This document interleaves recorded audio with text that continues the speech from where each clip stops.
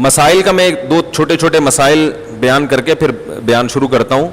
میں نے ایک بیان کیا تھا کہ سفر میں سنتیں پڑھنا, سفر کے دوران سنتیں پڑھنا, اس پہ بہت لوگوں کے نیگیٹو کمنٹس آئے ہیں, حدیثیں لکھ کے بھیجی لوگوں نے, اور یہ شو کیا کہ جیسے ہمیں تو حدیث کا کچھ پتہ ہی نہیں ہے. حدیثیں لکھ کے بھیجی کہ فلاں صحابی سفر میں سنتیں چھوڑ دیا کرتے تھے. تو پورا بیان غور سے سنا کریں کسی کا, اس کے بعد اس پہ طنز کیا کریں, تبصرہ کیا کریں. میں نے اس میں بتایا تھا ایک سفر تو وہ ہے جس کو ٹریولنگ کہا جاتا ہے نا, ٹریول کر رہے ہیں, آپ جا رہے ہیں, راستے میں ہیں, پھر آپ چھوڑ دیں کیونکہ واقعی مشقت ہوتی ہے اس میں. وہ جتنی حدیثیں یا صحابہ کے آثار پیش کیے ہیں وہ اس سفر کے بارے میں جس میں آپ ٹریولنگ کر رہے ہیں, اور ایک کہیں جا کے آپ ٹھہر چکے ہیں, رہائش ہے آپ کی, لیکن 15 دن سے کم ٹھہرنے کا ارادہ ہے. اب شرعی اعتبار سے تو آپ مسافر ہیں, لغوی اعتبار سے آپ مسافر نہیں ہیں, تو وہاں آپ کو سنتیں پڑھنی پڑیں گی. تو اگر آپ میرے خلاف حدیث پیش کرتے ہیں نا, تو ایسی حدیث پیش کریں جس میں کہیں جا کے باقاعدہ قیام کیا ہو, 1 ہفتے کا 2 ہفتے کا, سکون کی حالت ہو, اطمینان کی حالت ہو. وہاں کیا سنتیں پڑھنی ہے کہ نہیں پڑھنی, اس کے بارے میں کوئی حدیث میرے علم میں نہیں ہے. اگر ہے تو آپ بتائیں, میں رجوع کروں گا. تو اعتراض کرنے والے جو ہے نا, اکثر یوٹیوب پہ جو کوئی بات کرتا ہوں فوراً اعتراضات, فوراً حدیثیں پیش کرنا شروع کر دیتے ہیں.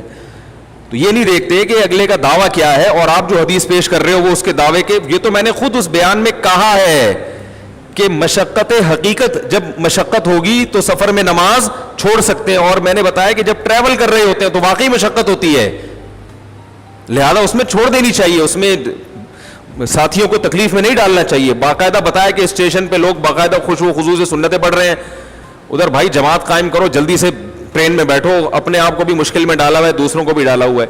تو یہ اکثر معترضین جو میں فروعی مسائل بیان کرتا ہوں اس پہ جو قرآن و سنت سے میرے خلاف دلائل لیتے ہیں, وہ میرے بیان میں ہی اس کا یا تو جواب ہوتا ہے یا وہ دلیل میرے دعوے کے میں نے وہ دعویٰ کیا ہی نہیں ہوتا, اور وہ اس پہ لے کے جا رہے ہوتے ہیں.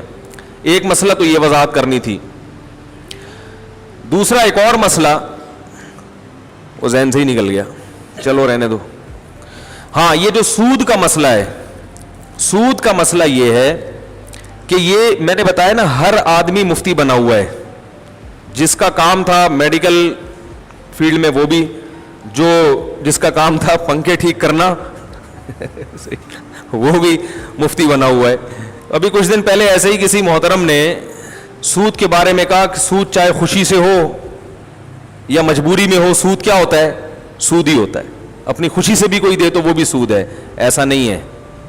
اگر کوئی اپنی خوشی سے قرضے پر رقم بڑھا کر دیتا ہے تو یہ سود نہیں ہے, بلکہ یہ نبی صلی اللہ علیہ وسلم کی سنت ہے. آپ صلی اللہ علیہ وسلم جب بھی قرضہ لیا کرتے تھے واپسی میں کچھ اضافہ کر کے دیا کرتے تھے. هل جزاء الاحسان الا الاحسان, احسان کا بدلہ کیا ہے, احسان ہے. ہر آدمی جب ٹانگ اڑائے گا نا مختلف یعنی فیلڈ میں, اور یہ پاکستان میں ایسی آزادی ہے, پوری دنیا میں ایسی آزادی کہیں بھی نہیں ہے, ہر آدمی ہر فیلڈ میں ٹانگ اڑا رہا ہے. تو سود کے لیے اصول یہ ہے کہ ایگریمنٹ ہونا چاہیے, اور اس ایگریمنٹ کی وجہ سے آپ پابند ہوں. اگر پابند نہیں ہے اپنی خوشی سے جتنا چاہے دو.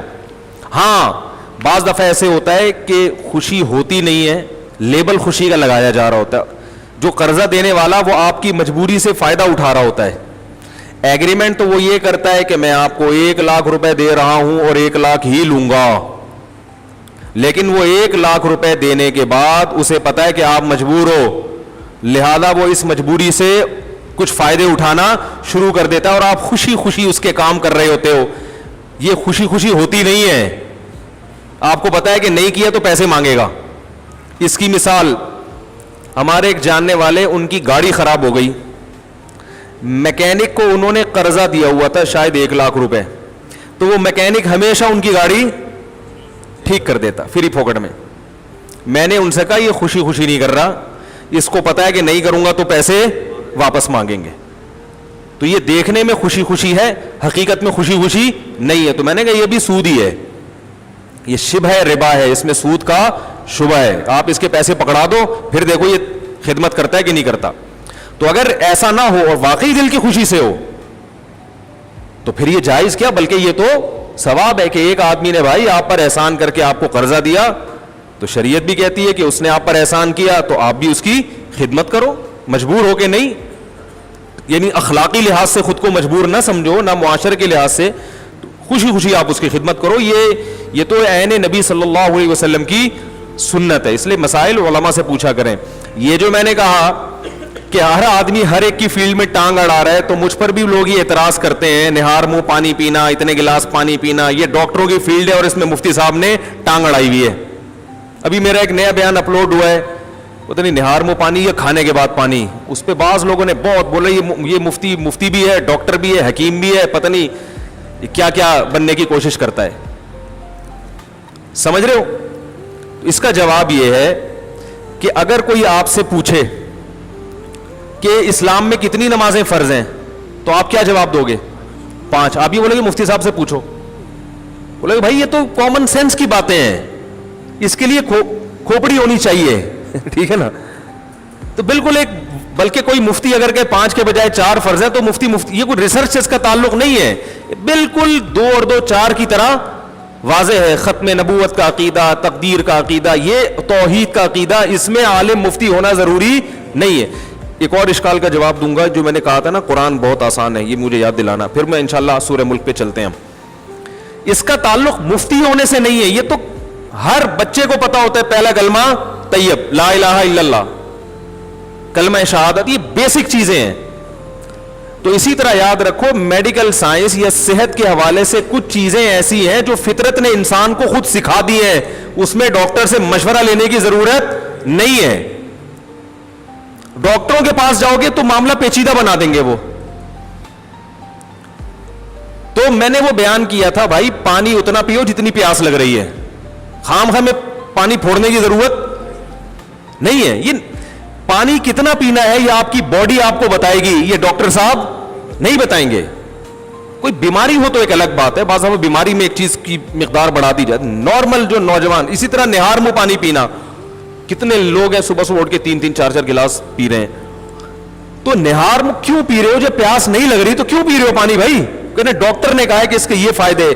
او بھائی جان, پانی اللہ کی قسم ایسی چیز نہیں ہے جو انسان ڈاکٹر سے پوچھ کے پیے کہ کب پینا ہے. اور یہ تو آدم, یہ تو اتنی تو کھوپڑی ہونی چاہیے سوچنے کے لیے. میں نے مثال دی تھی, کبھی کسی جانور کو دیکھا صبح اٹھ کے پانی پی رہا ہو تو اس پہ ایک صاحب نے کمنٹس کے جانور تو استنجا بھی نہیں کرتا. ارے استنجا کا تعلق صفائی ستھرائی اور تہذیب سے ہے, اور پانی اور کھانے کا تعلق آپ کی باڈی سے ہے. باڈی تہذیب کے معاملے میں انسان کو جانوروں پر قیاس نہیں کیا جا سکتا. کھانے پینے میں تو کیا جا سکتا ہے, ڈاکٹروں کی تو ساری ریسرچ ہی جانوروں پہ ہوتی ہے, پھر انسان پہ کرتے ہیں. وہ ہر تجربہ پہلے جانور پہ کرتے ہیں, کہتے ہیں یار فٹ اب انسان پہ لے کر آؤ اس کو, اس لیے کہ ان کو پتا ہے باڈی کے لحاظ سے جانور اور انسان میں کوئی بڑا فرق نہیں ہے. سمجھ رہے کہ نہیں سمجھ رہے؟ تو سارے جانور صبح صبح اچھے بچوں کی طرح اٹھتے ہیں, کھانے کی فکر میں لگتے ہیں. وہ تو پیاس لگ رہی ہے, رات کو مرغن غذائیں کھا کے سوئے ہیں تو صبح پیاس لگ رہی ہوتی, پی لیں, نہیں لگ رہی تو نہ پئیں. سمجھ میں آ رہی ہے بات کہ نہیں آ رہی؟ تو ہر چیز میں ڈاکٹر کو گھسیڑیں گے. میں آپ کو بتا دوں کہ ڈاکٹروں کی تحقیقات بدلتی رہتی ہیں, کئی تحقیقات بدل چکی ہیں. جو ایسی باتیں کی جو ایب نارملٹی والی باتیں تھیں وہ پھر بعد میں ریزلٹ چینج ہوئی ہے, وہ آج آپ کو فائدے بتا رہے ہیں. یقیناً بہت سے فائدے ہیں, ممکن ہے کل ان فائدوں سے رجوع کریں, وہ این ممکن ہے کل رجوع کر لیں کہ یار یہ انسان کی باڈی اتنی پیچیدہ ہے کہ کیا کھانے سے کیا کیا اثر ہو رہا ہے یہ 100% معلوم نہیں کیا جا سکتا. ایک فائدہ نظر آ رہا ہے, ممکن ہے اس کا دوسرا نقصان ہو. ہمارے شیخ حضرت مفتی رشید احمد صاحب نے بعض ڈاکٹروں کے کہنے پر صبح صبح پانی پینا شروع کیا. پہلے آہستہ آہستہ عادت ڈال کے حضرت کا پیٹ نکلنا شروع ہو گیا, حالانکہ ایسے فٹ فاٹ تھے. حضرت نے کہا میں کون سا ایسا نیا کام کر رہا ہوں جس سے میری توند نکل رہی ہے, باقی تو وہی میرا لائف اسٹائل ہے. پتا چلا پانی چھوڑا تو وہ دوبارہ. پھر انہوں نے, حضرت نے ایلوپیتھک کتابیں بھی بہت پڑھی تھی, حکیمی بھی, ہومیوپیتھک بھی, نیم ڈاکٹر تھے وہ.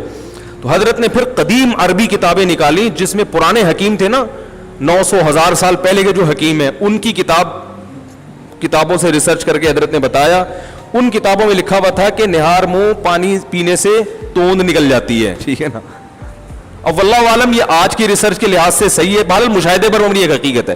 میں تو یہ واقعات اس لیے نہیں سناتا کہ آپ اس واقعے پر ریسرچ کا مدار نہ رکھیں, ایسے ریسرچ تو ڈاکٹر کے پاس بھی ہوگی, بھائی وہ کیا تھا فلاں کا پیٹ اندر ہو گیا, ہو سکتا ہے یہ بھی ہو.